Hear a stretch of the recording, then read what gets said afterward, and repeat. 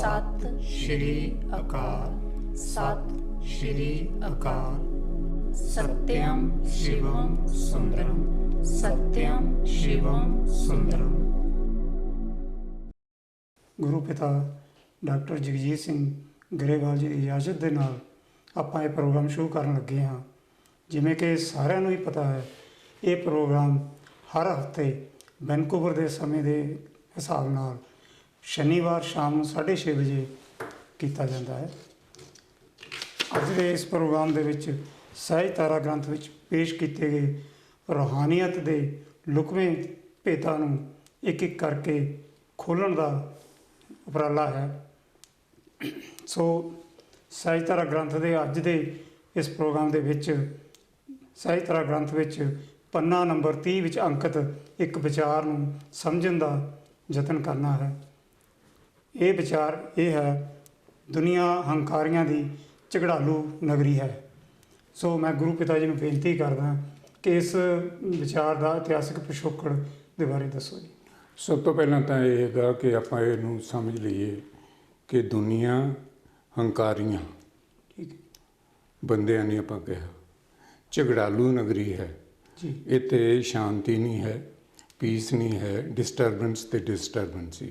ਜੀ ਗੱਲ ਇਹ ਹੈਗੀ ਇਹ ਕਿ ਅਸੀਂ ਇਹ ਗੱਲ ਕਿਉਂ ਕਹਿੰਦੇ ਹਾਂ, ਜਦੋਂ ਕਿ ਹੁਣ ਤੱਕ ਪਿਛਲੇ ਸਮਿਆਂ ਦੇ ਵਿੱਚ ਗੁਰੂ ਨਾਨਕ ਦੇਵ ਜੀ ਮਹਾਰਾਜ ਤੱਕ ਇਹ ਆਇਆ ਕਿ ਦੁਨੀਆ ਤਾਂ ਪਈ ਸਰਾਂ ਹੈ ਜੀ। ਹਰ ਇੱਕ ਨੇ ਆਉਣਾ ਕੁਝ ਸਮੇਂ ਲਈ ਅਤੇ ਫਿਰ ਉਹਨੇ ਚਲੇ ਜਾਣਾ।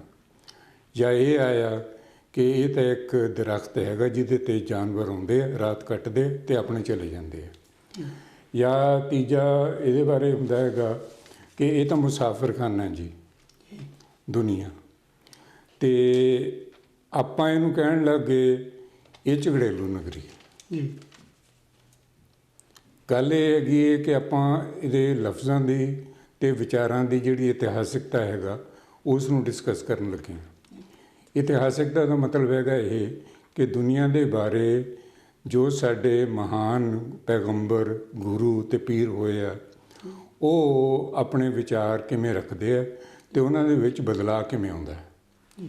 ਜਿਸ ਤਰ੍ਹਾਂ ਆਪਾਂ ਇਹ ਜਾਣਦੇ ਹਾਂ ਕਿ ਹੁਣ ਤੱਕ ਵੀ ਪੁਰਾਤਨ ਧਰਮ ਮੰਨਣ ਵਾਲੇ ਲੋਕ ਨੇ ਜਿਹੜੇ ਆਰਥੋਡਾਕਸ ਨੇ, ਹਾਂਜੀ, ਉਹ ਇਹੀ ਕਿ ਜਾਂਦੇ ਦੁਨੀਆ ਮੁਸਾਫਿਰਖਾਨਾ ਹੈ। ਠੀਕ ਹੈ ਨਾ, ਅਤੇ ਉਹ ਟੇਕ ਲਾਉਂਦੇ ਹੁੰਦੇ ਆ ਦੁਨੀਆ ਮੁਸਾਫਿਰਖਾਨਾ, ਇਹ ਤਾਂ ਬਸ ਕਿਸੇ ਨਹੀਂ ਰਹਿਣਾ। ਹਾਂਜੀ, ਠੀਕ ਹੈ ਨਾ। ਹਾਂਜੀ, ਤਾਂ ਜਾਂ ਉੱਡ ਜਾਣਾ ਹੈਗਾ।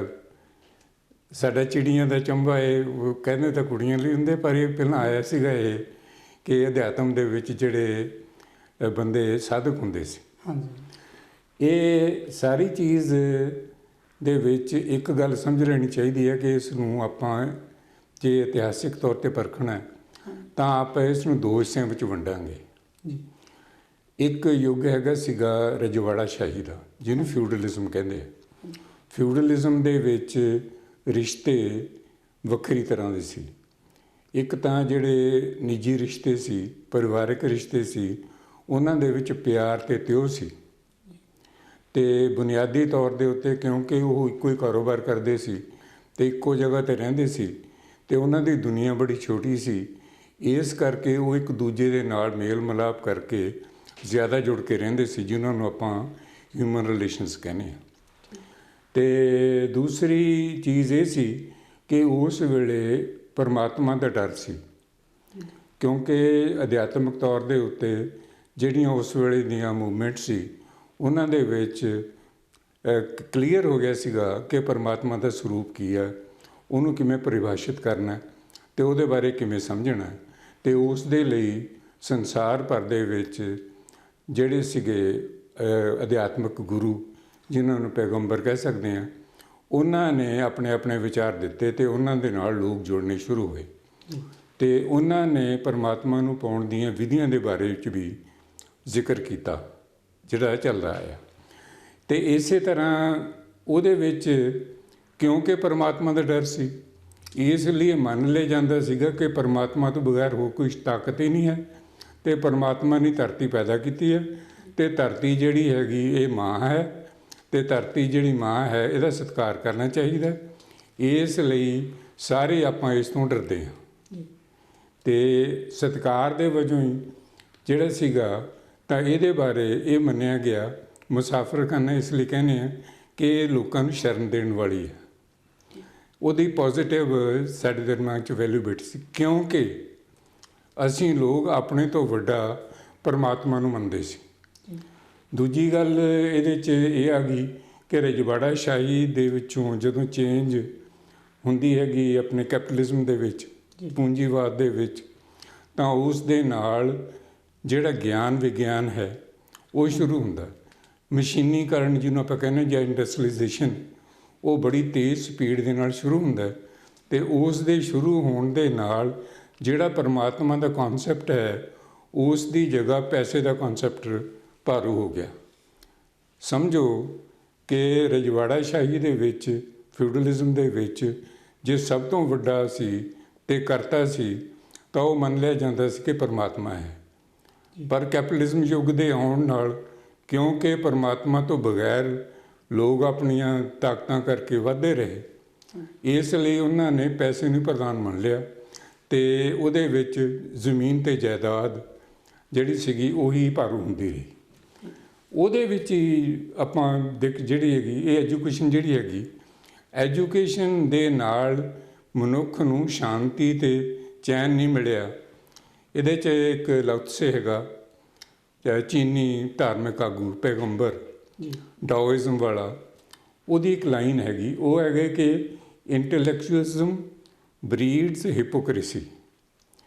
ਬਈ ਜਿਹੜਾ ਆਪਾਂ ਜਿਹੜੀ ਆਪਣੇ ਵਿਦਿਅਕ ਤੌਰ ਦੇ ਉੱਤੇ ਜਿਹੜੇ ਅਸੀਂ ਉੱਚੇ ਹੈਗੇ, ਮਾਨਸਿਕ ਤੌਰ 'ਤੇ ਸਟਰੋਂਗ ਹੈਗੇ, ਬੌਧਿਕ ਤੌਰ 'ਤੇ ਤਕੜੇ ਹੈਗੇ, ਇਹਦੇ ਨਾਲ ਲੋਕਾਂ ਦਾ ਫਾਇਦਾ ਨਹੀਂ ਹੋਇਆ, ਇਹਦੇ ਨਾਲ ਲੋਕਾਂ ਦੇ ਵਿੱਚ ਪਖੰਡ ਪੈਦਾ ਹੋਇਆ। ਇਹ ਉਹਦਾ ਹੈਗਾ ਸੀਗਾ। ਅਤੇ ਦੂਸਰਾ ਹੈਗਾ ਇਹ ਕਿ ਤੁਸੀਂ ਦੂਸਰਾ ਸਵਾਲ ਇਹ ਕੀਤਾ ਕਿ ਅਸੀਂ ਇਸ ਦੇ ਬਾਰੇ ਕੀ ਕਹਿੰਦੇ ਹਾਂ। ਜਿਹੜਾ ਅਸੀਂ ਇਸ ਦੇ ਬਾਰੇ ਕਹਿੰਦੇ ਹਾਂ, ਇਹ ਸਮਝ ਲੈਣਾ ਚਾਹੀਦਾ ਕਿ ਇਹ ਸਾਰੇ ਸੰਸਾਰ ਦੀ ਗੱਲ ਹੈ। ਆਪਾਂ ਆਪਣੀ ਬੋਲੀ ਦੇ ਵਿੱਚ ਆਪਣੇ ਇਲਾਕੇ ਨੂੰ ਧਿਆਨ ਦੇ ਵਿੱਚ ਰੱਖ ਕੇ ਕਹਿੰਦੇ ਹਾਂ। ਜਿਵੇਂ ਜੇ ਮੈਂ ਹੁਣ ਕਹਿਣਾ ਹੋਵੇ ਕਿ ਇੰਟੈਲੈਕਚੁਅਲਿਜ਼ਮ ਬਰੀਡਸ ਹਿਪੋਕ੍ਰੇਸੀ, ਤਾਂ ਮੈਂ ਹੁਣ ਹਿਪੋਕ੍ਰੇਸੀ ਨਹੀਂ ਕਹਿੰਦਾ, ਕਿਉਂਕਿ ਜ਼ਮਾਨਾ ਉੱਥੇ ਪਹੁੰਚ ਗਿਆ ਜਿੱਥੇ ਜਾ ਕੇ ਜਿਹੜੀ ਜ਼ਿੰਦਗੀ ਦੀ ਫਿਲਾਸਫੀ ਉਹ ਚੇਂਜ ਹੋ ਗਈ ਅਤੇ ਜੀਣ ਦੇ ਤਰੀਕੇ ਵੀ ਚੇਂਜ ਹੋ ਗਏ। ਹੁਣ ਮੈਂ ਕਹੂੰਗਾ ਇੰਟੈਲੈਕਚੁਅਲਿਜ਼ਮ ਬਰੀਡਸ ਕਰਪਸ਼ਨ। ਮੈਂ ਉਹਦੇ ਲਈ ਕਰਪਸ਼ਨ ਲਫ਼ਜ਼ ਯੂਜ਼ ਕਰੂੰ, ਜਿਹੜਾ ਮਨੁੱਖੀ ਆਚਰਣਕ ਤੌਰ ਦੇ ਉੱਤੇ ਸਖਤ ਲਫ਼ਜ਼ ਹੈ। ਤਾਂ ਇਹਦੇ ਵਿੱਚ ਸਮਝ ਲੈਣਾ ਚਾਹੀਦਾ ਕਿ ਇੱਕ ਤਾਂ ਆਪਾਂ ਆਪਣੀ ਪੁਸਤਕ ਦੇ ਵਿੱਚ ਜਿਹੜੇ ਆਪਾਂ 25 ਪੁਆਇੰਟ ਪ੍ਰੋਗਰਾਮ ਕਹਿੰਦੇ ਸੀ, ਜਿਹਨੂੰ ਅਸੀਂ ਆਪਾਂ ਗਿਆਨ ਗੋਸ਼ਟੀ ਕਹਿੰਦੇ ਹਾਂ, ਉਸ ਦੇ ਵਿੱਚ ਆਪਾਂ ਇੱਕ ਵਿਚਾਰ ਦਿੱਤਾ ਹੈਗਾ ਬੰਬਈ ਨਗਰੀ ਵਾਲਾ। ਅਤੇ ਬੰਬਈ ਨਗਰੀ ਦੇ ਵਿਚਾਰ ਦਾ ਤੁਸੀਂ ਇਸ ਤਰ੍ਹਾਂ ਕਰੋ, ਉਹ ਸੁਣਾਓ ਜੀ। ਇਹ ਸੰਸਾਰ ਤਾਂ ਦੇਸ਼ ਪਰਾਇਆ ਹੈ। ਇਸ ਸੰਸਾਰ ਨੂੰ ਮੁੰਬਈ ਨਗਰੀ ਸਮਝੋ, ਫਿਲਮੀ ਐਕਟਰਾਂ ਦੀ ਬਸਤੀ, ਕੂੜ ਫਿਰੇ ਪ੍ਰਧਾਨ ਵੇ ਲਾਲੋ, ਪੈਗੰਬਰੀ ਬੋਲ ਹੈ, ਪਰ ਫਿਰ ਵੀ ਸਚਿਆਰਿਆਂ ਅਤੇ ਚੰਗਿਆਰਿਆਂ ਦਾ ਵੀ ਨਾਸ ਨਹੀਂ ਹੈ। ਉਹਨਾਂ ਨੂੰ ਢੂੰਡੋ, ਪਹਿਚਾਣੋ, ਉਹਨਾਂ ਨਾਲ ਹੱਸੋ ਵਸੋ, ਪਰ ਇਹ ਸਦਾ ਚਿੱਤ ਵਿੱਚ ਰੱਖੋ, ਸਜਨ ਕਰ ਜਾਣਾ। ਇਹ ਗੱਲ ਜਿਹੜੀ ਹੈਗੀ, ਇਹ ਵਿਚਾਰ ਆਪਣਾ ਅੱਜ ਤੋਂ 30 ਸਾਲ ਪਹਿਲਾਂ ਦਾ, ਜਦੋਂ ਆਪਾਂ ਨੂੰ ਸ਼ੁਰੂ ਕੀਤਿਆਂ ਨੂੰ 10 ਸਾਲ ਹੀ ਹੋਏ ਸੀ। ਉਦੋਂ ਅਸੀਂ ਸਮਝਦੇ ਸੀ ਕਿ ਬੰਬਈ ਨਗਰੀ, ਜਿਹਦੇ ਵਿੱਚ ਪਹਿਲਾਂ ਤਾਂ ਲਫ਼ਜ਼ ਆਪਣਾ ਉਹ ਹਿਪੋਕ੍ਰੇਸੀ ਵਾਲਾ ਹੈਗਾ ਉੱਥੇ, ਦੂਸਰੇ ਹੈ ਉੱਥੇ ਠੱਗੀ ਚੋਰੀ ਸਭ ਕੁਝ ਹੈਗਾ ਸੱਚ ਤੋਂ ਬਗੈਰ, ਪੂਰੇ ਦਾ ਪੂਰਾ ਡਰਾਮਾ ਉਹ ਹੋ ਹੀ ਜਾਂਦਾ ਹੈਗਾ। ਠੀਕ ਹੈ ਨਾ ਜੀ। ਤਾਂ ਇਹਦੇ 'ਚ ਆਪਾਂ ਨੂੰ ਇਹ ਮੰਨ ਲੈਣਾ ਚਾਹੀਦਾ ਕਿ ਅਸੀਂ ਉਸ ਤੋਂ ਸ਼ੁਰੂ ਕੀਤਾ ਜਿੱਥੇ ਜਾ ਕੇ ਉਹਨਾਂ ਨੂੰ ਛੱਡਿਆ। ਠੀਕ ਹੈ ਨੀ ਜੀ। ਅਤੇ ਦੂਸਰੀ ਗੱਲ ਇਹ ਹੈ ਕਿ ਇਸ ਤੋਂ ਅੱਗੇ ਅਸੀਂ ਜਦੋਂ ਅਸੀਂ ਇਹਦੀ ਜ਼ਿਆਦਾ ਸਟੱਡੀ ਕੀਤੀ ਤਾਂ 10 ਸਾਲ ਬਾਅਦ ਆਪਾਂ ਕਹਿਣ ਲੱਗੇ ਕਿ ਦੁਨੀਆ ਜਿਹੜੀ ਹੈਗੀ ਇਹ ਸ਼ੈਤਾਨ ਦਾ ਘਰ ਆ ਜੀ, ਕਿਉਂਕਿ ਇਸ ਦੇ ਵਿੱਚ ਮਨੁੱਖ ਨੇ ਹੰਕਾਰੇ ਹੋਏ ਨੇ, ਇਸ ਤਰ੍ਹਾਂ ਆਪਣਾ ਰੋਲ ਅਦਾ ਕੀਤਾ ਕਿ ਉਹ ਹੀ ਇੱਥੋਂ ਦਾ ਕਰਤਾ ਹੈ। ਜੋ ਕੁਝ ਕੀਤਾ ਉਹ ਕਹਿੰਦਾ ਵੀ ਇਨਸਾਨ ਹੀ ਕਰਦਾ, ਅਤੇ ਰੱਬ ਦੀ ਤੋਂ ਮੁਨਕਰ ਵੀ ਹੋਏ। ਤੇ ਇਸ ਤੋਂ ਬਾਅਦ ਜਿਹੜਾ ਹੈਗਾ ਉਹ ਅਸੀਂ ਗੱਲ ਕਹੀ ਹੈਗੀ ਜਿਹੜੀ ਆਪਾਂ ਹੁਣ ਕਹਿੰਦੇ ਹਾਂ ਹਾਂਜੀ ਵੀ ਦੁਨੀਆ ਹੰਕਾਰੀਆਂ ਦੀ ਝਗੜੇਲੂ ਨਗਰੀ ਹੈ। ਤੇ ਇਸ ਤੋਂ ਬਾਅਦ ਆਪਾਂ ਹੁਣ ਇਹ ਵੀ ਕਹਿਣ ਲੱਗੇ ਕਿ ਦੁਨੀਆ ਕਬਾੜਖਾਨਾ ਹੈ। ਜੀ ਕਬਾੜਖਾਨਾ ਜਿਹੜਾ ਹੈਗਾ ਇਹ ਇਸ ਤੋਂ ਨਾਲ ਦਾ ਜਿਹੜਾ ਹੁਣ ਆਪਾਂ ਕਹਿਣਾ ਸ਼ੁਰੂ ਕਰਨਾ ਹੈ ਉਹ ਇਹ ਹੈ। ਕਬਾੜਖਾਨੇ ਦਾ ਮਤਲਬ ਹੈ ਕਿ ਦੁਨੀਆ ਦੇ ਵਿੱਚ ਗਿਆਨ ਵਿਗਿਆਨ ਦਾ ਐਸਾ ਮਿਲਗੂਬਾ ਹੋਇਆ ਕਿ ਸੱਚ ਕਿਤੇ ਲੱਭਦਾ ਹੀ ਨਹੀਂ। ਤੁਸੀਂ ਕਿਸੇ ਵੀ ਦੇ ਬਾਰੇ ਫਿਲਾਸਫੀ ਦੇ ਵਿੱਚ ਜਾਓਗੇ ਤੁਹਾਨੂੰ ਪਰਮਾਤਮਾ ਬਾਰੇ 100 ਡਿਫਰੈਂਟ ਵਿਚਾਰ, ਮਾਇਆ ਦੇ ਅਲੱਗ-ਅਲੱਗ ਰੋਲ, ਅਤੇ ਇਹਦੇ ਨਾਲ ਹੈਗਾ ਕਿ ਦੁਨੀਆ ਦੇ ਵਿੱਚ ਜੇ ਸਮਾਜਿਕ ਵਿਕਾਸ ਦੀ ਚੱਲਦੀ ਹੈ ਗੱਲ ਤਾਂ ਉਹ ਆਪਣੇ ਤੌਰ 'ਤੇ ਤੁਰੇ ਫਿਰਦੇ ਆ। ਜਿਹੜਾ ਹੈਗਾ ਆਪਣੇ ਮਤਲਬ ਨੂੰ ਧਿਆਨ ਰੱਖ ਕੇ ਆਪਣੇ ਉਸ ਨੂੰ ਕਰੀ ਤੁਰੇ ਜਾਂਦਾ। ਇਹ ਜਿਹੜਾ ਸਿਲਸਿਲਾ ਹੈਗਾ ਇਹ ਚੱਲਦਾ ਰਹਿੰਦਾ ਹੈਗਾ। ਤਾਂ ਇਸ ਦੇ ਨਾਲ ਹੀ ਸੰਸਾਰ ਜਿਹੜਾ ਹੈਗਾ ਉਹ ਚੱਲਦਾ ਹੈਗਾ। ਅਤੇ ਅੱਜ ਕੱਲ੍ਹ ਤਾਂ ਇੱਕ ਨਿਦਾ ਫਾਜ਼ਲੀ ਦਾ ਮੈਨੂੰ ਸ਼ੇਰ ਯਾਦ ਆ ਗਿਆ। वो हैगा ये कि बच्चों के छोटे हाथों में चांद सितारे छूने दो, बच्चों को अपने हाथों में चांद सितारे छूने दो, 2-4 किताबें पढ़कर भी वो हम जैसे हो जाएंगे। ਬਈ ਇਹ ਜਿਹੜੀ ਗਿਆਨ ਦੀ ਚੱਲਦੀ ਹੈ ਇਹਦੇ ਨਾਲ ਬੰਦਾ ਇਨਸਾਨੀਅਤ ਤੋਂ ਹੇਠਾਂ ਗਿਰ ਜਾਂਦਾ ਅਤੇ ਉਹਦੇ ਵਿੱਚ ਜ਼ਿੰਦਗੀ ਦੀ ਖੁਸ਼ੀ ਅਤੇ ਰੋਮਾਂਸ ਨਹੀਂ ਰਹਿੰਦਾ। ਠੀਕ। ਇੱਕ ਪਿਛਲੇ 40 ਸਾਲਾਂ ਵਿੱਚ ਸਹਿਜਧਾਰਾ ਸਤਸੰਗ ਦੇ ਵਿੱਚ ਇਸ ਦੇ ਵਿੱਚ ਕਾਫੀ ਬਦਲਵੇਂ ਰੂਪਾਂ ਦੇ ਵਿੱਚ ਇਹਦੇ ਬਾਰੇ ਕੋਈ ਜਾਣਕਾਰੀ? ਇਹਦੇ 'ਚ ਅੱਧਾ ਤਾਂ ਆਪਾਂ ਕਰ ਹੀ ਲਿਆ। ਠੀਕ ਹੈ। ਅਤੇ ਇਹਦੇ 'ਚ ਜਾਣ ਦੀ ਗੱਲ ਹੈਗੀ ਇਹ ਕਿ ਸਮਾਂ ਜਿਉਂ-ਜਿਉਂ ਬਦਲਦਾ, ਕੈਪੀਟਲਿਜ਼ਮ ਨੂੰ ਕਹਿੰਦੇ ਆ ਪੂੰਜੀਵਾਦ। ਅੰਪੀਰੀਅਲਿਜ਼ਮ ਹੁੰਦਾ ਹੈ ਜਦੋਂ ਇੱਕ ਦੇਸ਼ ਆਪਣੀ ਤਾਕਤ ਕਰਨ ਲਈ ਲੋਕਾਂ ਦੇ ਉੱਤੇ ਕਬਜ਼ੇ ਕਰਨ ਲੱਗ ਜਾਵੇ। ਜਿਵੇਂ ਅੰਗਰੇਜ਼ਾਂ ਨੇ ਸਾਰੀ ਦੁਨੀਆ ਦੇ ਉੱਤੇ ਆਪਣਾ ਰਾਜ ਸਟੈਬਲਿਸ਼ ਕਰਨ ਦੀ ਕੋਸ਼ਿਸ਼ ਕੀਤੀ। ਇੱਕ ਦੇਸ਼ ਦੂਜੇ ਨੂੰ ਕਬਜ਼ਾ ਕਰਦਾ ਉਹਦੀ ਟੈਰੀਟਰੀ 'ਤੇ, ਉਹ ਇੰਪੀਰੀਅਲਿਜ਼ਮ ਹੁੰਦਾ ਹੈ, ਲੋਕਾਂ ਦੇ ਉੱਤੇ ਆਪਣੇ ਛਾ ਜਾਣਾ। ਉਹ ਵੀ ਜਦੋਂ ਲੰਘਿਆ ਉਦੋਂ ਆਪਾਂ ਜਿਹੜੇ ਸੀਗੇ ਸ਼ੈਤਾਨ ਦੀ ਗੜੀ ਕਹਿਣ ਲੱਗੇ ਸੀ ਜਦੋਂ ਲੋਕਾਂ ਦੇ ਉੱਤੇ ਕਾਬਜ਼ ਹੋਣ ਲੱਗੇ। ਜਦੋਂ ਹੁਣ ਵਾਲਾ ਦੌਰ ਜਿਹੜਾ ਹੈਗਾ ਬੜੀ ਤੇਜ਼ ਨਾਲ ਇਹਨੂੰ ਕਾਰਪੋਰੇਟਿਜ਼ਮ ਕਹਿੰਦੇ ਆ। ਹੁਣ ਕੋਈ ਦੇਸ਼ ਨਹੀਂ ਪਰ ਕੁਝ ਅਮੀਰ ਆਦਮੀ ਇਕੱਠੇ ਹੋ ਕੇ ਇੱਕ ਸਾਂਝੀ ਕਾਰਪੋਰੇਸ਼ਨ ਬਣਾ ਕੇ ਇੱਕ ਜੁੰਡਲੀ ਬਣਾ ਕੇ ਸੰਸਾਰ ਨੂੰ ਜਿਹੜੇ ਲੁੱਟਣ ਦੀ ਗੱਲ ਕਰਦੇ ਆ। ਹੁਣ ਇਹਦੇ ਵਿੱਚ ਆ ਕੇ ਆਪਾਂ ਹੰਕਾਰੀਆਂ ਦੀ ਝਗੜੇਲੂ ਨਗਰੀ ਕਹਿਣ ਲੱਗੇ। ਹੰਕਾਰੀ ਉਹ ਬੰਦੇ, ਉਹ ਗਰੁੱਪ ਜਿਹੜੇ ਕਰਦੇ ਆ। ਝਗੜੇਲੂ ਨਗਰੀ ਦਾ ਮਤਲਬ ਹੈ ਇੱਕ ਤਰ੍ਹਾਂ ਦੇ ਲੋਕ ਕਾਰਪੋਰੇਟਸ ਦੂਸਰੇ ਦੇਸ਼ ਦੇ ਕਾਰਪੋਰੇਟਾਂ ਦੇ ਨਾਲ ਲੜਾਈ ਕਰਦੇ ਆ ਅਤੇ ਲੋਕਾਂ ਦੇ ਵਿੱਚ ਜਿਹੜਾ ਹੈਗਾ ਧਰਮ ਦੇ ਝਗੜੇ, ਇਲਾਕੇ ਦੇ ਝਗੜੇ, ਦੇਸ਼ਾਂ ਦੇ ਝਗੜੇ, ਆਪਣੇ ਆਪ ਦੇ ਝਗੜੇ, ਇਹ ਸਾਰੇ ਦੇ ਸਾਰੇ ਚੱਲ ਜਾਂਦੇ। ਇੱਕ ਅੱਜ ਕੱਲ੍ਹ ਚੱਲਦੀ ਹੈਗੀ ਸਿਸਟੇਮੈਟਿਕ ਰੇਸਿਜ਼ਮ। ਇਹ ਸਮਝੋ ਵੀ ਅੰਗਰੇਜ਼ੀ ਵਾਲਿਆਂ ਦਾ ਜਿਹੜੀਆਂ ਗੱਲਾਂ ਆਪਾਂ ਕੀਤੀਆਂ ਨੇ ਇਹ ਉਹਦੇ ਕਰਕੇ ਹੀ ਹੈ, ਜਿਹਨੂੰ ਉਹ ਹੀ ਜਿਹੜੇ ਕਾਰਪੋਰੇਟ ਵਰਲਡ ਦੇ ਇੰਟਲੈਕਚੁਅਲਸ ਨੇ ਉਹਨਾਂ ਥਿੰਕ ਟੈਂਕ ਜਿਹਨੂੰ ਕਹਿੰਦੇ ਆ ਉਹ ਉਹਨਾਂ ਨੂੰ ਪ੍ਰਮੋਟ ਕਰਦੇ। ਇਹ ਇਸ ਕਰਕੇ ਇਹ ਹੰਕਾਰੀਆਂ ਬਾਰੇ ਵਿਚਾਰ ਦੱਸੋ ਜੀ। ਇਹ ਕਿ ਇਸ ਆਮ ਮਨੁੱਖ ਆ ਜਿਹੜਾ ਉਹ ਸਾਊਥ ਸ਼ਰੀਫ ਜਿਹਾ ਕਿਉਂ ਨਹੀਂ ਹੁੰਦਾ? ਇਹਦੇ 'ਚ ਆਪਾਂ ਇਹ ਕਰੀਏ ਕਿ ਆਪਾਂ 9th ਗੁਰੂ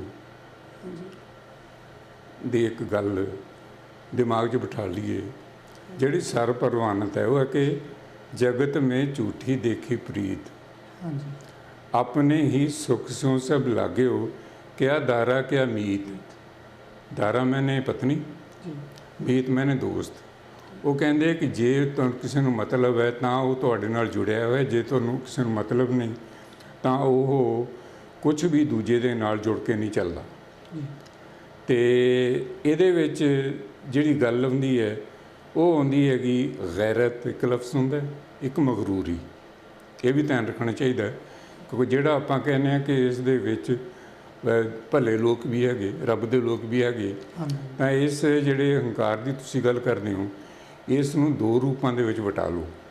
ਇੱਕ ਹੁੰਦੀ ਹੈਗੀ ਗੈਰਤ, ਤੇ ਇੱਕ ਕੀ ਹੁੰਦੀ ਹੈ ਮਗਰੂਰੀ। ਹਾਂਜੀ ਠੀਕ ਹੈ ਨਾ। ਹਾਂਜੀ ਆਪਣੇ ਆਪ ਦੇ ਉੱਤੇ ਘਮੰਡ ਕਰਨਾ ਤੇ ਆਪਣੇ ਨੂੰ ਬਹੁਤ ਵੱਡਾ ਸਮਝਣਾ, ਆਪਣੇ ਆਪ ਨੂੰ ਹੰਕਾਰੀ ਸਮਝਣਾ, ਹਾਂਜੀ ਤੇ ਜਿਹਨੂੰ ਆਪਾਂ ਨਾਰਸਿਸਿਜ਼ਮ ਦੇ ਵਿੱਚ ਇਹਦੇ 'ਚ ਡਿਸਕਸ ਕੀਤਾ, ਆਪਾਂ ਬਾਅਦ ਦੇ ਵਿੱਚ ਉਹਦੇ ਆਪਾਂ ਕਰਾਂਗੇ। ਇਹਦੇ ਵਿੱਚ ਇਹ ਹੁੰਦਾ ਕਿ ਇੱਕ ਤੁਹਾਨੂੰ ਟੂਕ ਸੁਣੋ ਨਾ, ਜਿਹੜੀ ਉਰਦੂ ਕਥਾ ਦੇ ਵਿੱਚ ਹੁੰਦੀ ਹੈ। ਉਹ ਕਹਿੰਦੇ ਕਿ ਦੋ ਬੰਦਿਆਂ ਨਾਲ ਜੇ ਤੁਸੀਂ ਗੱਲ ਕਰੋਗੇ ਤਾਂ ਤੁਹਾਨੂੰ ਮਾਯੂਸੀ ਹੋ। ਇੱਕ ਜਿਹੜਾ ਮਸਰੂਫ ਹੈ, ਦੂਸਰਾ ਜਿਹੜਾ ਮਗਰੂਰ ਹੈ। ਮਸਰੂਫ ਮੈਨੇ ਬਿਜ਼ੀ ਬੰਦਾ, ਰੁੱਝਿਆ ਹੋਇਆ। ਕਹਿੰਦਾ ਜੇ ਤੁਸੀਂ ਬਿਜ਼ੀ ਬੰਦੇ ਨਾਲ ਗੱਲ ਕਰੋਗੇ ਤਾਂ ਉਹ ਕਹੋ ਜਦੋਂ ਮੈਨੂੰ ਵੇਲ ਹੋ ਮੈਂ ਤੇਰੇ ਨਾਲ ਗੱਲ ਕਰ ਲੂੰ। ਪਰ ਜਿਹੜਾ ਮਗਰੂਰ ਬੰਦਾ ਹੈ, ਜੇ ਤੁਸੀਂ ਉਹਦੇ ਨਾਲ ਗੱਲ ਕਰਨਾ ਚਾਹੋ, ਉਹ ਤੁਹਾਡੇ ਨਾਲ ਗੱਲ ਨਹੀਂ ਕਰੂ, ਪਰ ਉਦੋਂ ਗੱਲ ਕਰੂ ਜਦੋਂ ਉਹਨੂੰ ਤੁਹਾਡੇ ਇੱਕ ਮਤਲਬ ਹੋ। ਤਾਂ ਇਹ ਹੰਕਾਰ ਦੇ ਮਤਲਬ ਤਾਂ ਇਹਦੇ ਦੋ ਅਰਥਾਂ ਵਿੱਚ ਲੈਣੇ ਚਾਹੀਦੇ ਆ। ਇਸ ਨੂੰ ਅਸੀਂ ਆਪਾਂ ਸਵਾਰਥ ਵੀ ਕਹਿ ਸਕਦੇ ਹਾਂ, ਪਰ ਸਵਾਰਥ ਵੀ ਕਹਿ ਸਕਦੇ ਹਾਂ। ਅਤੇ ਇਹਦੇ 'ਚ ਆਪਾਂ ਇਸ ਨੂੰ ਇੱਕ ਪੱਖ ਦੀ ਡਿਸਕਸ ਨਹੀਂ ਕਰਦੇ, ਆਪਾਂ ਇਹ ਵੀ ਡਿਸਕਸ ਕਰਦੇ ਹਾਂ ਕਿ ਅਜੇ ਵੀ ਦੁਨੀਆ ਦੇ ਵਿੱਚ ਕੁਝ ਲੋਕ ਹੈਗੇ ਜਿਨ੍ਹਾਂ ਦੀ ਗਿਣਤੀ ਥੋੜ੍ਹੀ ਹੈ, ਪਰ ਉਹ ਹੈਗੇ ਜਿਹੜੇ ਰੱਬ ਪੱਖੀ ਨੇ ਅਤੇ ਰੱਬ ਦੀ ਜਿਹੜੀ ਵਿਚਾਰਧਾਰਾ ਹੈਗੀ ਉਸ ਨੂੰ ਲੈ ਕੇ ਚੱਲਦੇ ਹੈ। ਅਤੇ ਇਹ ਸਾਡੀ ਦ੍ਰਿਸ਼ਟੀ ਹੈ, ਕਿਉਂਕਿ ਅਸੀਂ ਨਿਰਾਸ਼ਾਵਾਦੀ ਬਿਲਕੁਲ ਨਹੀਂ ਹੈਗੇ। ਠੀਕ ਹੈ ਨਾ। ਤਾਂ ਇਹਦੇ ਵਿੱਚ ਜਾ ਕੇ ਇੱਕ ਗੱਲ ਆਪਾਂ ਇੱਕ ਬੁੱਲ੍ਹੇ ਸ਼ਾਹ ਦੀ ਵੀ ਗੱਲ ਯਾਦ ਕਰ ਲੈਣੀ ਚਾਹੀਦੀ। ਉਹ ਕਹਿੰਦੇ ਕਿ ਦੁਨੀਆ ਰਾਜ਼ੀ ਕਦੇ ਨਹੀਂ ਹੁੰਦੀ, ਬੰਦਾ ਮਰਦਾ ਮਰ ਜਾਂਦਾ ਹੈ। ਅਤੇ ਇਹ ਇਸੇ ਤਰ੍ਹਾਂ ਦੀ ਜਿਹੜੀ ਚੱਲਦੀ ਹੈ। ਇੱਕ ਗੱਲ ਇਹਦੇ 'ਚ ਜਿਹੜੀ ਬਹੁਤ ਧਿਆਨ ਨਾਲ ਪੜ੍ਹਨੀ ਚਾਹੀਦੀ ਹੈ, ਉਹ ਹੈ ਹਜ਼ਰਤ ਅਲੀ ਇਸਲਾਮ ਦੇ ਪੈਗੰਬਰਾਂ ਦੇ ਵਿੱਚ ਹੋਏ ਆ, ਨਬੀਆਂ ਦੇ ਵਿੱਚ ਹੋਏ ਆ। ਉਹ ਕਹਿੰਦੇ ਕਿ ਬੰਦਾ ਆਪਣੀਆਂ ਗਲਤੀਆਂ ਦਾ ਵਕੀਲ ਹੈ ਅਤੇ ਦੂਸਰਿਆਂ ਦੀਆਂ ਗਲਤੀਆਂ ਦਾ ਜੱਜ। ਇਸ ਲਈ ਉਸ ਹੰਕਾਰੇ ਹੋਏ ਬੰਦੇ ਦੇ ਵਿੱਚ ਫੈਸਲੇ ਨਹੀਂ ਹੁੰਦੇ, ਫਾਸਲੇ ਹੁੰਦੇ ਆ। ਇਹ ਗੱਲ ਬਹੁਤ ਇੰਪੋਰਟੈਂਟ ਹੈਗੀ। ਤਾਂ ਇਹਦੇ 'ਚ ਮਤਲਬ ਇਹਦਾ ਹੈਗਾ ਕਿ ਜਿਹੜੀ ਸਾਡੀ ਗਲਤੀ ਹੈ, ਅਸੀਂ ਗਲਤੀ ਨੂੰ ਤਸਲੀਮ ਨਹੀਂ ਕਰਦੇ, ਸਗੋਂ ਉਹਦੀ ਵਕਾਲਤ ਕਰਦੇ। ਅਸੀਂ ਕਹਿੰਦੇ ਮੈਂ ਠੀਕ ਹਾਂ। ਅਤੇ ਦੂਸਰੇ ਪਾਸੇ ਜਿਹੜੀਆਂ ਦੂਜੇ ਦੀਆਂ ਗਲਤੀਆਂ ਨੇ, ਉਹ ਸੁਣ ਕੇ ਉਹਦੇ ਬਾਰੇ ਸੋਚਦੇ ਨਹੀਂ, ਫੈਸਲਾ ਹੀ ਦਿੰਦੇ ਵੀ ਤੂੰ ਗਲਤ ਹੈ। ਇਹ ਜਿਹੜੀ ਚੀਜ਼ ਹੈਗੀ, ਇਹਦੇ ਨਾਲ ਸੰਸਾਰ ਦੇ ਵਿੱਚ ਜਿਹੜੇ ਰਿਸ਼ਤਿਆਂ ਦੇ ਵਿੱਚ ਹੈਗੇ ਫਾਸਲੇ ਪੈਂਦੇ ਆ, ਫੈਸਲੇ ਨਹੀਂ ਹੁੰਦੇ। ਮਤਲਬ ਫੈਸਲੇ ਹੋ ਕੇ ਸੁਲਹ ਸਫਾਈ ਨਹੀਂ ਹੁੰਦੀ, ਸਗੋਂ ਇੱਕ ਦੂਜੇ ਦੇ ਵਿੱਚ ਬਖੇੜਾ ਪੈਂਦਾ। ਇਹ ਗੱਲ ਹੈਗੀ। ਇਸ ਹਾਲਾਤ 'ਚ ਸੁਧਾਰ ਕਿਵੇਂ ਹੋਵੇ ਜਦ ਕਿ ਸਾਰੇ ਪੀਰ ਪੈਗੰਬਰ ਇਹੀ ਸਮਝਾਉਂਦੇ ਨੇ? ਹਾਂ, ਮਿੱਟੀ ਧੁੰਦ ਜਗ ਚਾਨਣ ਹੋਇਆ, ਸਤਿਗੁਰੂ ਨਾਨਕ ਪ੍ਰਗਟਿਆ। ਠੀਕ ਹੈ ਨਾ। ਮਿੱਟੀ ਧੁੰਦ ਜਿਹੜੀ ਛਾਈ ਹੋਈ ਸੀ, ਮਿੱਟੀ ਧੁੰਦ ਜਗ ਚਾਨਣ ਹੋਇਆ, ਸਾਰੇ ਜਗ ਦੇ ਵਿੱਚ ਚਾਨਣ ਹੋ ਗਿਆ, ਸਤਿਗੁਰੂ ਨਾਨਕ ਪ੍ਰਗਟਿਆ। ਇਹ ਆਪਾਂ ਕਿਹਾ। ਠੀਕ ਹੈ ਨੇ, ਮੰਨਿਆ। ਅਤੇ ਸਿੱਖ ਇਹਦੇ 'ਚ ਮੰਨਦੇ ਵੀ ਹਾਂ ਅਸੀਂ ਚਾਨਣ ਤੋਂ ਵੀ ਮੁਨਕਰ ਨਹੀਂ। ਠੀਕ ਹੈ ਨਹੀਂ। ਪਰ ਚਾਨਣ ਕਿੰਨਾ ਹੋਇਆ ਇਹ ਨਹੀਂ ਸੀ ਦੱਸਦੇ। ਇਸੇ ਤਰ੍ਹਾਂ ਗੁਰੂ ਨਾਨਕ ਤੋਂ ਬਾਅਦ ਆਪਣੇ ਜਿਹੜੇ 10th ਗੁਰੂ ਨੇ, ਉਹਨਾਂ ਨੇ ਇੱਕ ਖਾਸ ਤਰ੍ਹਾਂ ਦੇ ਲੋਕ ਪੈਦਾ ਕੀਤੇ ਜਿਹਨੂੰ ਖਾਲਸਾ ਕਿਹਾ। ਖਾਲਸੇ ਦੇ ਜਿਹੜੇ ਸਿਧਾਂਤ ਉਹਨਾਂ ਨੇ ਨਿਸ਼ਚਿਤ ਕੀਤੇ ਸੀ, ਉਹ ਹੁਣ ਅੱਜ ਦੇ ਖਾਲਸੇ ਦੇ ਵਿੱਚ ਲੱਭਦੇ, ਲੇਕਿਨ ਉਹ ਬਿਲਕੁਲ ਸਾਰੇ ਬਦਲ ਗਏ। ਅਤੇ ਕੀ ਇਹ ਕਹਿ ਸਕਦੇ ਹਾਂ ਕਿ ਸਰਵੰਸਦਾਨੀ ਜਿਹਨੇ ਦਾਨ ਕਰਤਾ ਸਾਰਾ ਦੇਸ਼, ਆਪਣੀ ਦੁਨੀਆ ਤਬਾਹ ਕਰ ਲਈ, ਉਸ ਦੇ ਕੀਤੇ ਦਾ ਅਸੀਂ ਮੁੱਲ ਪਾਉਂਦੇ ਨੂੰ। ਇਸ ਲਈ ਕਦੇ ਨਹੀਂ ਮੈਂ ਨਹੀਂ ਮੰਨਦਾ ਕਿ ਕੋਈ ਵੀ ਬੰਦਾ ਇਹ 'ਤੇ ਆ ਕੇ ਕ੍ਰਾਂਤੀਕਾਰੀ ਸੁਧਾਰ ਕਰ ਸਕਦਾ ਅਤੇ ਜਾਂ ਉਹ ਕ੍ਰਾਂਤੀਕਾਰ ਲੈ ਕੇ ਜ਼ਮਾਨੇ ਨੂੰ ਬਦਲ ਸਕਦਾ। ਇਹ ਤਾਂ ਜਿਹੜੇ ਬਾਅਦ ਦੇ ਵਿੱਚ ਪੈਦਾ ਹੋਣ ਵਾਲੇ ਜਾਂ ਤਾਂ ਕੋਈ ਸ਼ਾਇਰ ਪੈਸੇ ਲੈ ਕੇ ਕਵਿਤਾ ਗਾਉਣ ਵਾਲੇ, ਤੇ ਜਾਂ ਕੁਝ ਲੋਕ ਪਖੰਡੀ ਕਥਾਵਾਂ ਜਿਹੀਆਂ ਰਚ ਕੇ ਉਹਨਾਂ ਦੇ ਨਾਲ ਕਰਦੇ ਆ। ਹਾਂ, ਇੱਕ ਗੱਲ ਜ਼ਰੂਰ ਹੈਗੀ, ਜਿਹੜਾ ਸਹਿਜਧਾਰਾ ਦੀ ਅਪਰੋਚ ਹੈ ਜਿਹੜੀ ਆਪਣੀ ਇਸ ਕਿਤਾਬ ਦੇ ਵਿੱਚ ਵੀ ਹੈ, ਅਸੀਂ ਇਹ ਕਹਿੰਦੇ ਹਾਂ ਕਿ ਭਾਈ ਅਸੀਂ ਸੰਸਾਰ ਨੂੰ ਸੁਧਾਰ ਨਹੀਂ ਸਕਦੇ। ਮੈਂ ਇੱਕ ਸੁਲਤਾਨ ਬਾਹੂ ਦੀ ਗੱਲ ਬਾਰ-ਬਾਰ ਕਹਿਣਾ ਹੁੰਦਾ, ਅਤੇ ਫਿਰ ਵੀ ਇੱਕ ਵਾਰ ਮੈਂ ਫਿਰ ਉਹਨੂੰ ਰਿਪੀਟ ਕਰਦਾ। ਉਹ ਹੈ ਕਿ ਕੌੜੇ ਖੂਹ ਨਾ ਮਿੱਠੇ ਹੁੰਦੇ ਬਾਹੂ, ਭਾਵੇਂ ਲੱਖ ਮਣ ਖੰਡ ਦਾ ਪਾਈਏ ਹੂ। ਉਹ ਕਹਿੰਦਾ ਵੀ ਜਿਹੜੀ ਬੁਰਿਆਈ ਹੈ ਇਸ ਨੂੰ ਤੁਸੀਂ ਦੂਰ ਨਹੀਂ ਕਰ ਸਕਦੇ, ਭਾਵੇਂ ਤੁਸੀਂ ਆਪਣਾ ਜੋ ਮਰਜ਼ੀ ਜ਼ੋਰ ਲਾ ਲਓ, ਤੁਸੀਂ ਜਿੰਨੇ ਆਪਣੀ ਇਹਦੇ ਬਾਰੇ ਆਪਣੀ ਕੋਸ਼ਿਸ਼ਾਂ ਕਰ ਲਓ, ਇਹ ਤੁਸੀਂ ਕਰ ਨਹੀਂ ਸਕਦੇ ਕਿਉਂਕਿ ਤੁਹਾਡੇ ਇਹ ਵੱਸ ਤੋਂ ਬਾਹਰ ਹੈ। ਅਤੇ ਇਹਦੇ ਲਈ ਆਪਾਂ ਕੀ ਕਰਦੇ ਹਾਂ? ਆਪਣੀ ਕਿਤਾਬ ਕੀ ਕਹਿੰਦੀ ਹੈ? ਆਪਣਾ ਅੱਜ ਦੀ ਆਈਡੀਆ ਸਾਡਾ ਕੀ ਹੈ? ਅਸੀਂ ਆਈਡੀਆ ਇਹ ਸੋਚਦੇ ਹਾਂ ਕਿ ਅਸੀਂ ਫਿਰ ਉੱਥੇ ਜਾ ਕੇ ਬੰਬਈ ਨਗਰੀ ਵਾਲੀ ਜਿਹੜੀ ਗੱਲ ਦੇ 'ਚ ਅਖੀਰ ਦੇ ਵਿੱਚ ਕਿਹਾ ਕਿ ਦੁਨੀਆ ਦੇ ਵਿੱਚ ਚੰਗਿਆਰਿਆਂ ਅਤੇ ਸੱਚਿਆਰਿਆਂ ਦਾ ਕਾਲ ਨਹੀਂ ਪਿਆ, ਉਹ ਕੁਛ ਹੈ। ਸਾਨੂੰ ਚਾਹੀਦਾ ਕਿ ਅਸੀਂ ਉਹਨਾਂ ਆਪਣੇ ਮਿੱਤਰਾਂ ਨੂੰ, ਪਿਆਰਿਆਂ ਨੂੰ, ਜਿਹੜੇ ਸਾਡੇ ਵਰਗੇ ਨੇ, ਉਹਨਾਂ ਨੂੰ ਲੱਭੀਏ, ਢੂੰਡੀਏ ਅਤੇ ਉਹਨਾਂ ਦਾ ਸਾਥ ਕਰੀਏ। ਅਤੇ ਦੂਸਰੀ ਗੱਲ ਇਹ ਹੈ ਕਿ ਕੀ ਅਸੀਂ ਸਾਰੇ ਸੰਸਾਰ ਨੂੰ ਤਿਆਗ ਦਈਏ, ਜਗਤ ਤਿਆਗ ਤੋਂ ਨਫ਼ਰਤ ਕਰਨ ਲੱਗ ਜਾਈਏ? ਉਹਦੇ ਬਾਰੇ ਸਹਿਜਧਾਰਾ ਦੀ ਵਿਚਾਰਧਾਰਾ ਇਹ ਹੈ ਕਿ ਅਸੀਂ ਉਹਨਾਂ ਨੂੰ ਤਿਆਗਦੇ ਨਹੀਂ, ਕਿਉਂਕਿ ਅਸੀਂ ਵੀ ਇਸ ਸਮਾਜ ਦੇ ਵਿੱਚ ਹੀ ਰਹਿਣਾ ਜਿਹਨੂੰ ਅਸੀਂ ਕਦੇ ਕਬਾੜਖਾਨਾ ਕਹਿੰਦੇ ਹਾਂ, ਕਦੇ ਸ਼ੈਤਾਨ ਦੀ ਨਗਰੀ ਕਹਿੰਦੇ ਹਾਂ, ਕਦੇ ਬੰਬਈ ਨਗਰੀ ਕਹਿੰਦੇ ਹਾਂ, ਅਤੇ ਕਦੇ ਅਸੀਂ ਇਹਨੂੰ ਜਿਹੜੀ ਆਪਾਂ ਲਫ਼ਜ਼ ਸ਼ੁਰੂ ਕੀਤਾ ਸੀ ਹੰਕਾਰੀਆਂ ਦੀ ਝਗੜੇਲੂ ਨਗਰੀ ਕਹਿੰਦੇ ਹਾਂ। ਤਾਂ ਇਹਦੇ ਵਿੱਚ ਜਦੋਂ ਅਸੀਂ ਰਹਿਣਾ ਤਾਂ ਅਸੀਂ ਕਦੇ ਵੀ ਇੱਕ ਪਾਸੜ ਫੈਸਲੇ ਨਹੀਂ ਕਰਦੇ। ਅਸੀਂ ਇਹਨਾਂ ਦੇ ਵਿੱਚ ਜੋ ਰਹਿਣਾ ਤਾਂ ਉਹਦੇ ਵਿੱਚ ਜਿਹੜਾ ਪਹਿਲਾਂ ਤੋਂ ਸਾਡਾ ਇੱਕ ਸਿਧਾਂਤ ਚੱਲਿਆ ਹੁੰਦਾ ਕਿ ਗੁਆਂਢੀ ਨਾਲ ਕੰਧ ਸਾਂਝੀ ਨਹੀਂ ਕਰਨੀ।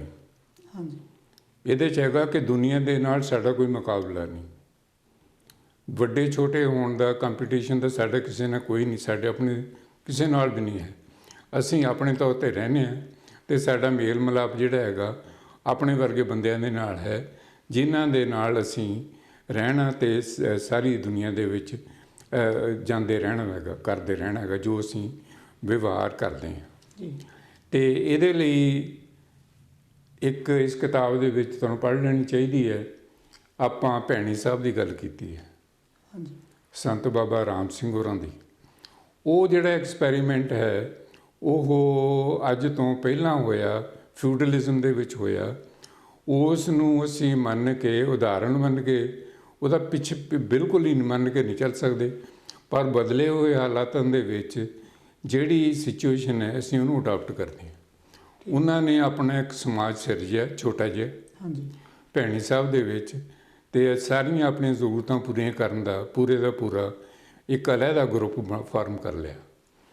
ਤਾਂ ਆਪਾਂ ਵੀ ਜਿਹੜੇ ਹੈਗੇ ਇਸ ਦੇ ਇਲਾਜ ਦੇ ਵਿੱਚ ਅਸੀਂ ਇਹ ਬਿਲਕੁਲ ਨਹੀਂ ਕਹਿੰਦੇ ਕਿ ਦੁਨੀਆ ਦਾ ਸੁਧਾਰ ਕਰ ਦਾਂਗੇ, ਨਾ ਅਸੀਂ ਸੁਧਾਰ ਦੇ ਕੈਂਪ ਲਾਉਂਦੇ ਹਾਂ ਅਤੇ ਨਾ ਅਸੀਂ ਸੁਧਾਰ ਦਾ ਰੌਲਾ ਪਾਉਂਦੇ, ਨਾ ਅਸੀਂ ਲੈਕਚਰ ਕਰਦੇ ਹਾਂ। ਅਸੀਂ ਸਿਰਫ ਇਹਦੇ ਵਿੱਚ ਸਮਝਦੇ ਹਾਂ ਕਿ ਅਸੀਂ ਜੋ ਹਾਂ ਤਾਂ ਸਾਨੂੰ ਚਾਹੀਦਾ ਕਿ ਜਿੱਥੇ ਵੀ ਕੋਈ ਦੁਖੀ ਮੁਸ਼ਕਿਲ ਦੇ ਵਿੱਚ ਫਸਿਆ ਹੋਇਆ ਬੰਦਾ ਹੈ, ਭਾਵੇਂ ਉਹ ਕਿਸੇ ਵੀ ਤਰ੍ਹਾਂ ਦਾ ਹੈ, ਕਿਸੇ ਮਜ਼ਹਬ ਦਾ ਹੈਗਾ, ਸਾਨੂੰ ਚਾਹੀਦਾ ਕਿ ਉਹਦੀ ਮਦਦ ਕਰਨੀ। ਮਦਦ ਕਰਨ ਦੇ ਵਿੱਚ ਸਾਡੀ ਹੋਂਦ ਨਹੀਂ ਜ਼ਾਹਰ ਹੋਣੀ ਚਾਹੀਦੀ, ਅਸੀਂ ਸਿਰਫ ਮਦਦ ਹੀ ਕਰਦੇ ਹੋਈਏ। ਕਦੇ ਭਰਮ ਨਹੀਂ ਭਾਲਣਾ ਕਿ ਅਸੀਂ ਸੁਧਾਰ ਦਿਆਂਗੇ। ਕੋਈ ਸੁਧਾਰ ਮੂਵਮੈਂਟ ਆਪਾਂ ਨਹੀਂ ਚਲਾ ਸਕਦੇ, ਅਤੇ ਜੇ ਚਲਾਉਣ ਦਾ ਪਖੰਡ ਕਰਾਂਗੇ ਤਾਂ ਉਸ ਤੋਂ ਸੰਸਾਰ ਦੀ ਸ਼ੋਭਾ ਕੱਟ ਲਾਂਗੇ ਜਾਂ ਚਾਰ ਪੈਸੇ ਇਕੱਠੇ ਕਰ ਲਾਂਗੇ, ਉਸ ਤੋਂ ਬਗੈਰ ਕੁਛ ਨਹੀਂ ਹੋਣਾ, ਕਿਉਂਕਿ ਹੁੰਦਾ ਨਹੀਂ। ਚਾਹੀਦਾ ਇਹ ਹੈਗਾ ਕਿ ਜਿੰਨੇ ਥੋੜ੍ਹੇ ਜਿਹੇ ਤੁਸੀਂ ਲੋਕ ਹੈਗੇ, ਤੁਸੀਂ ਆਪਣੀ ਜ਼ਿੰਦਗੀ ਨੂੰ ਇਕੱਠੇ ਹੋ ਕੇ ਇੱਕ ਖਾਸ ਤਰ੍ਹਾਂ ਦੇ ਗਰੁੱਪ ਦੇ ਫਾਰਮ ਕਰਕੇ ਆਪਣੇ ਡਿਵੈਲਪ ਕਰਨੇ ਸ਼ੁਰੂ ਕਰੋ, ਤਾਂ ਕਿ ਤੁਸੀਂ ਕਿਸੇ ਮੰਜ਼ਿਲ ਨੂੰ ਪਹੁੰਚ ਸਕਦੇ ਹੋ। ਇਹ ਸਾਡਾ ਜਿਹੜਾ ਹੈਗਾ ਆਪਣਾ ਵਿਚਾਰ ਹੈਗਾ। ਹੋਰ ਕੋਈ ਮਨ ਤੁਹਾਡੇ 'ਚ ਗੱਲ ਆਉਂਦੀ ਹੈ ਤਾਂ ਬੋਲੋ। ਤੁਸੀਂ ਕੋਈ ਤੁਹਾਨੂੰ ਕੋਈ ਖਾਸ ਗੱਲ ਜਿਹੜੀ ਹੈਗੀ ਉਹ ਇਹ ਹੈ ਕਿ ਇਹ ਆਪਾਂ ਇਸ ਕਿਤਾਬ ਨੂੰ ਡਿਸਕਸ ਕਰਦੇ ਰਹਾਂਗੇ ਜੀ। ਇਸ ਦੇ ਵਿੱਚ ਆਪਾਂ ਸਿਰਫ ਸਧਾਰਨ ਬੰਦਿਆਂ ਵਾਲੀ ਗੱਲ ਨਹੀਂ ਕੀਤੀ, ਇਹਦੇ ਵਿੱਚ ਮੁਕਤੀ ਦਾ ਜੋ ਤਰੀਕਾ ਹੈਗਾ, ਜ਼ਿੰਦਗੀ ਦੇ ਵਿੱਚ ਖੁਸ਼ੀ ਤੇ ਖੁਸ਼ਹਾਲੀ ਦਾ ਜੋ ਢੰਗ ਹੈਗਾ, ਜਿਹਨੂੰ ਆਪਾਂ ਆਰਟ ਆਫ ਲਿਵਿੰਗ ਕਹਿੰਦੇ ਆ, ਉਹ ਵੀ ਅਸੀਂ ਦਿੱਤਾ ਹੈ। ਅਤੇ ਉਸ ਦੇ ਵਿੱਚ ਜਿਹੜੀ ਫਿਲਾਸਫੀ ਆਫ ਲਾਈਫ ਹੈ, ਉਸ ਦੇ ਵਿੱਚ ਆਪਾਂ ਇੱਕ ਤਾਂ ਇਨਫੀਰੀਅਰਟੀ ਕੰਪਲੈਕਸ ਨੂੰ ਲਿਆ, ਕਿਉਂਕਿ ਗਿਆਨ ਵਿਗਿਆਨ ਦੇ ਵਿੱਚ ਜਿਹੜੇ ਬੰਦਿਆਂ ਨੇ ਬਹੁਤ ਜ਼ਿਆਦਾ ਕੋਸ਼ਿਸ਼ਾਂ ਕੀਤੀਆਂ ਨੇ, ਅਸੀਂ ਉਹਨਾਂ ਦਾ ਮਾਣ ਸਨਮਾਨ ਕਰਦੇ ਹੋਏ ਉਹਨਾਂ ਨੂੰ ਪੜ੍ਹਦੇ ਹਾਂ, ਲਿਖਦੇ ਹਾਂ। ਅਤੇ ਇਹਦੇ ਵਿੱਚ ਅਸੀਂ ਜਿੱਥੇ ਮੈਟਾਫਿਜ਼ਿਕਸ ਦੀ ਗੱਲ ਕੀਤੀ ਹੈ, ਪੈਰਾਸਾਈਕੋਲੋਜੀ ਦੀ ਗੱਲ ਕੀਤੀ ਹੈ, ਐਸਟ੍ਰੋਲੋਜੀ ਦੀ ਗੱਲ ਕੀਤੀ ਹੈ, ਨਿਊਮਰੋਲੋਜੀ ਦੀ ਵੀ ਆਪਾਂ ਗੱਲ ਕਰਦੇ ਹਾਂ, ਸ਼ੁਰੂ ਕਰਦੇ ਹਾਂ, ਅਤੇ ਵਿਗਿਆਨ ਦੀ ਗੱਲ ਕਰਦੇ ਹਾਂ, ਅਸੀਂ ਆਈਨਸਟਾਈਨ ਦੀ ਗੱਲ ਕਰਦੇ ਹਾਂ, ਉੱਥੇ ਜਾ ਕੇ ਅਸੀਂ ਕੁਆਂਟਮ ਫਿਜ਼ਿਕਸ ਦੀ ਵੀ ਗੱਲ ਕਰਦੇ ਹਾਂ, ਜਿਹੜੀ ਲੇਟੈਸਟ ਹੈ, ਜਿਹੜੇ ਇਸ ਭੇਦ ਨੂੰ ਜਾਣਨ ਲਈ ਵਿਗਿਆਨਕ ਤੌਰ ਦੇ ਉੱਤੇ ਤਾਰਕਿਕ ਤਰੀਕੇ ਦੇ ਨਾਲ, ਦਲੀਲ ਦੇ ਨਾਲ ਇਹਨੂੰ ਸ਼ੋਅ ਕਰਨਾ ਚਾਹੁੰਦੇ ਆ। ਉਹਨਾਂ ਦੇ ਨਾਲ ਅਧਿਐਨ ਤੋਂ ਫਾਇਦਾ ਉਠਾਉਂਦੇ ਹਾਂ ਅਸੀਂ ਉਹਨਾਂ ਨੂੰ ਬੇਗਾਨੇ ਨਹੀਂ ਸਮਝਦੇ, ਕਿਉਂਕਿ ਸਾਇੰਸ ਨੂੰ ਅਸੀਂ ਆਪਣਾ ਹਮਦਰਦ ਅਤੇ ਸਾਥੀ ਮੰਨਦੇ ਹਾਂ, ਅਸੀਂ ਆਪਣਾ ਵਿਰੋਧ ਨਹੀਂ ਮੰਨਦੇ, ਕਿਉਂਕਿ ਸਾਇੰਸਦਾਨ ਕਦੇ ਵੀ ਇਹ ਨਹੀਂ ਮੰਨ ਲੈਣਾ ਚਾਹੀਦਾ ਕਿ ਉਹ ਵਿਰੋਧੀ ਨੇ। ਇਸ ਲਈ ਮੇਰੀ ਰਾਏ ਜਿਹੜੀ ਹੈਗੀ ਉਹ ਇਹ ਹੈ ਕਿ ਜ਼ਿਆਦਾ ਤੋਂ ਜ਼ਿਆਦਾ ਅਧਿਐਨ ਕਰਕੇ, ਜ਼ਿਆਦਾ ਤੋਂ ਜ਼ਿਆਦਾ ਸਮਝ ਕੇ ਉਸ ਨੂੰ ਇੰਪਲੀਮੈਂਟ ਕੀਤਾ ਜਾਵੇ। ਅਤੇ ਇਹ ਜਿਹੜਾ ਆਪਣਾ ਕਿਤਾਬ ਹੈਗੀ ਸਹਿਜਧਾਰਾ, ਇਹਦਾ ਅਧਿਐਨ ਕੀਤਾ ਜਾਵੇ।